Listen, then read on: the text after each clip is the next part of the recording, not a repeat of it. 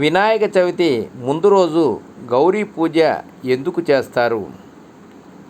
శక్తికి మూలం దేవత మరియు మంగళకరం.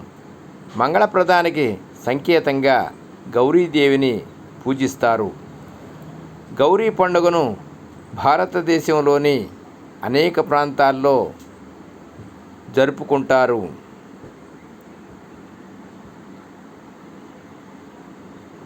గౌరీ గణేష్, గౌరీ చవితి లేదా గౌరీ పండుగ అని పిలువబడే ఈ పండుగను గణేష చతుర్థి సందర్భంగా జరుపుకుంటారు. గౌరీ పండుగ మరుసటి రోజు భాద్రపద శుద్ధ చతుర్థి రోజు నుండి గణేష్ చతుర్థి పండుగ పర్వదినాలు ప్రారంభమవుతాయి. సౌభాగ్యాలను ప్రసాదించే గౌరీ పండుగను వివాహిత మహిళలకు జరుపుకుంటారు. గౌరీదేవిని ఆరాధించడం వల్ల సుఖ సంతోషాలతో పాటు ఆనందం, సంపద మరియు సుదీర్ఘ జీవితాన్ని ఇస్తుందని, తన భర్తను ఆయుష్ను దీవించి ఆశీర్వదిస్తుందని అంటారు. గౌరీ పండుగ వరమహాలక్ష్మి వ్రతం మాదిరిగానే ఉంటుంది. తేడా ఏమిటంటే లక్ష్మీ స్థానంలో గౌరీదేవిని పూజిస్తారు. గణేష చతుర్థి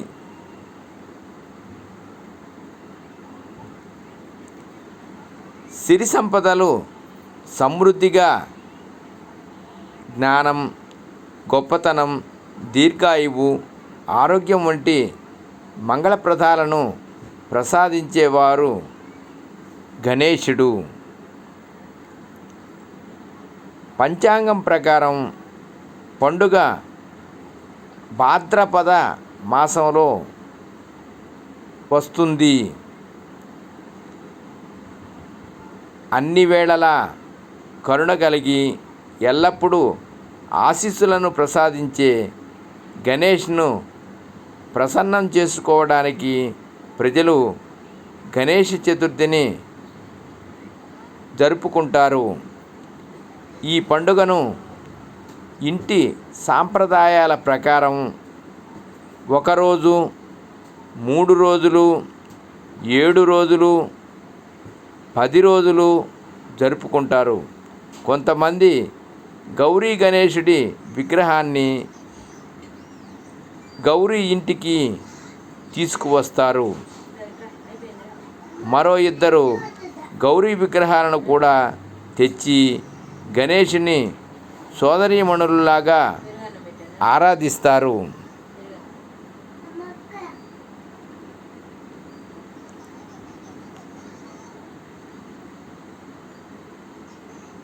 గౌరీ చతుర్థి ఆచారం.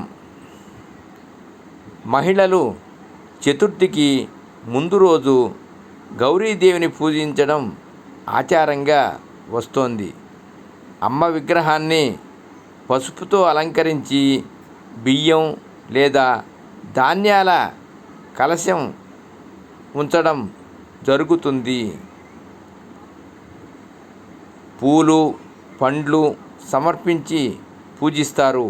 మరుసటి రోజు గణేశుడిని ప్రతిష్ఠించి పూజలు చేస్తారు. స్వస్తి. సర్వం శ్రీకృష్ణార్పణమస్తు.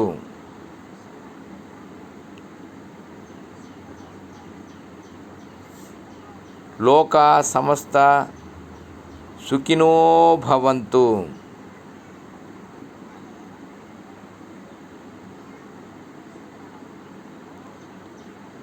రేపటి తరానికి బతుకు భద్రతలతో పాటు భారతీయత కూడా నేర్పండి. ఓం నమః శివాయ.